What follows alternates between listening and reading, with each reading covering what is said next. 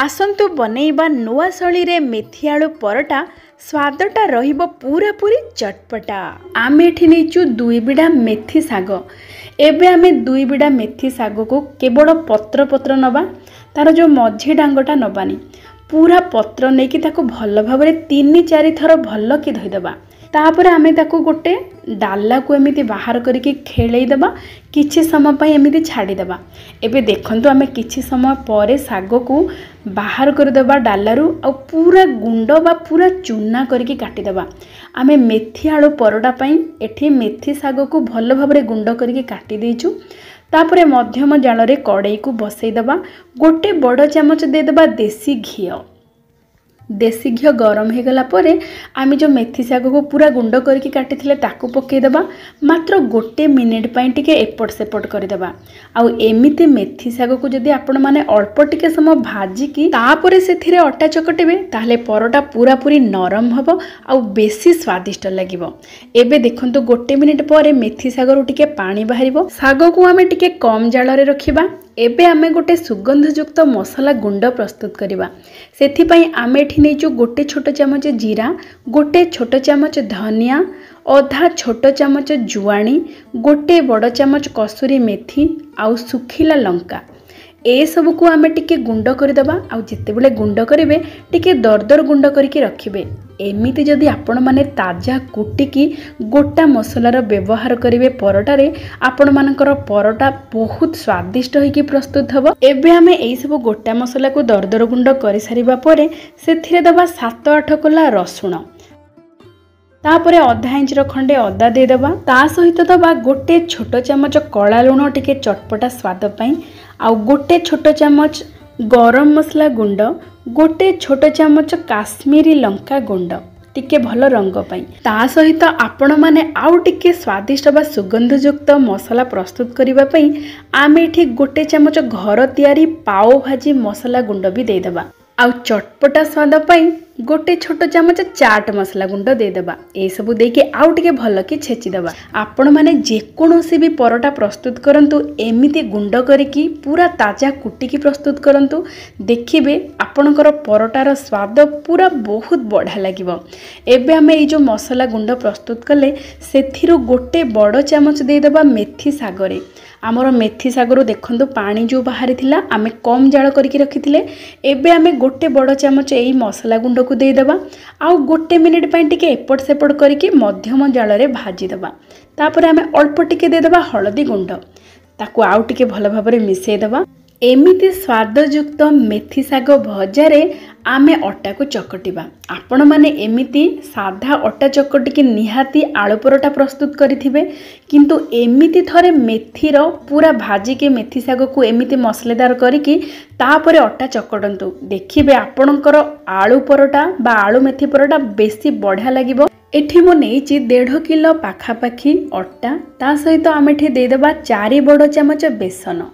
आपण माने बेसन देले आमे जो परोटा प्रस्तुत करिबा ऊपर पूरा कुरकुरिया हेकी रहइबो आ भीतरटा पूरा नरम हेकी रहइबो। ता सहित स्वाद अनुसार दे देबा लूण।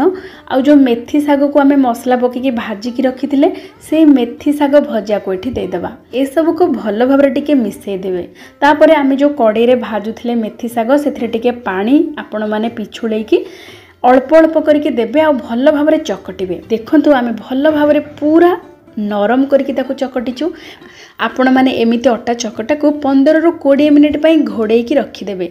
आउ सेई भितरे आमे आलू मसला बा आलू पूरा प्रस्तुत करिबा। एठी मो पाखापाखी 750 ग्राम उपरे आलू नेइची। आलू को मो राति रे सिझेई देकी फ्रिज रे रखि देइथिली। आपण माने जेते बेले आलू परोटा प्रस्तुत करिवे सिझेई सारिबा परे किछि घंटा पई फ्रिज रे रखि देबे, जहा फल कि आलू परोटा बहुत बढ़ा कि प्रस्तुत हबो, टिके सुखिला सुखिला है कि। एबे आमे देखंतु आलूर चोपा को छड़े कि ताको भल भाबरे चकटी दबा। तापर आमे स्वाद अनुसार दे देबा लूण। तापर आम जो मसला को कुटिकी ताजा मसला सब को कुटिकी रखी से मसला जी आम करथिले सबु जाक ये देदेबा। तापर आम ये देचु धनिया पत्र टिके अधिक पूरा गुंड करके काटिकी ये दे देचु। ता सहित पुदीना पत्र मध्य आम किछि पूरा गुंड करके काटिकी देचु। कंचा लंका को पूरा छोट छोट खंड करके काटिकी पकेदेबा। ता सहित आम पियाज को मध्य पूरा गुंड करके काटिकी पकेदेबा। ए सबु दे सारिबा परे ताको भल भाबरे मिसैदेबा। आपण माने थरे एमिति शैली रे आलू परोठा प्रस्तुत कले सबु बेले एई शैली रे ही प्रस्तुत करबा को पसंद करिवे। एबे हमर मसलेदार आलू पूरा प्रस्तुत हो जाइए। एबे देखंतु आमे जो अटा को चकटिकी रखिथिले 15 रु 20 मिनिट हो गलानी। एबे आमे कोन करबा ना आउ टिके ताको चकटी दबा। तापरे आमे टिके बड़ बड़ गुळा बाहर करबा। देखंतु जेहेतु आमे आलू परोठा प्रस्तुत करबा आलू पूरा अनुसार आमे तार जो गुळाटा टिके बड़ करिकी नबा। आपण माने जेते बेले रुटी पई बेलिबे सेते बेले गोटे कपड़ा आपण पकेकी ता ऊपर बेलिबे जहा फल कि आपण जो रोसई करुथिबे सेटे बेसी आ मैला बा बेसी गुंड छड़िकी बेसी मैला हबनी। सब बेले रोसई घर परिष्कार परिच्छन्न होइकी रहिबो। एबे आमे कोन करबा ना गोटे गुळाटे नबा ताकू टिके हाथ रे एमिति गिन्ना भलिया कर देबा। टिके बड़ गिन्ना भलिया ता भितरे टिके अधिक आलू पुर दबा। अधिक आलू पुर देले बहुत बढ़िया लागिबो हमर आलू परोठा। तापरे आपण माने कोन करिवे ना चारिपटु देखंतु जेमिति देखुचंती एमिति आपण माने छोट छोट कुंच परी एमिति चारिपट को करके ऊपर को ताको रखिबे। देखंतु ऊपर टिके छोट गुळाटे बाहरिबो ताको बाहर कर देबे। एमिति करि सारिबा परे आमे अल्प टिके अट्टा देकी ताको धीरे धीरे बेलिबा। अधिक जोरे बेलिबेनी। अधिक चापिकी बेलिले कौन हम ना आलू भितर जो पूरा अच्छी फाटी जीवो आ बाहर को पड़े आसो आलू मसला। पूरा हल्का हल्का हाथ रे धीरे धीरे आपण माने एमिति बेलिबे। आपण माने बेलिला बेले ध्यान रे रखिबे बेसी जोरे चापिकी बेलिबेनी कि बेसी अधिक जोरे बेलिबेनी बा पूरा पतला करिबेनी। आपण माने हल्का हल्का हाथ रे बेलिबे आउ चारियाड को समान करके बेलिबे जहा फल रे कि आलूर मसला भल भाबरे चारियाडे लागिकी रहिबो। ता सहित आलू परोठा भल भाबरे फुलिबो। एमिति आपण माने परोटा को मध्य एपट सेपट बारंबार ताको ओलोटेकी बेलिबेनी। गोटे पट एमिति करके आपण माने चाहिए बेलना पट्टा को टिके बुलेकी मध्य बेली पारिबे। तेबे सबुठु सहज प्रणाली हैला आपण माने रुटी दिटा प्रस्तुत करिदेबे। आ गोटे रुटी रे आपण माने आलू मसला टिके देकी चारियाड को चापिकी दे देबे।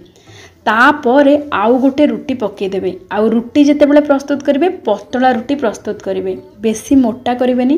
तापर एमिति गोटे थालिया नेकी ता ऊपर रखिकी तार चारिपटु अवशिष्ट अंश जहाँ बड़ी पड़ी ताको बाहर कर देबे। एमिति हेले आलू परोठा देखा बहुत सुंदर देखा पूरा गोल हेकी।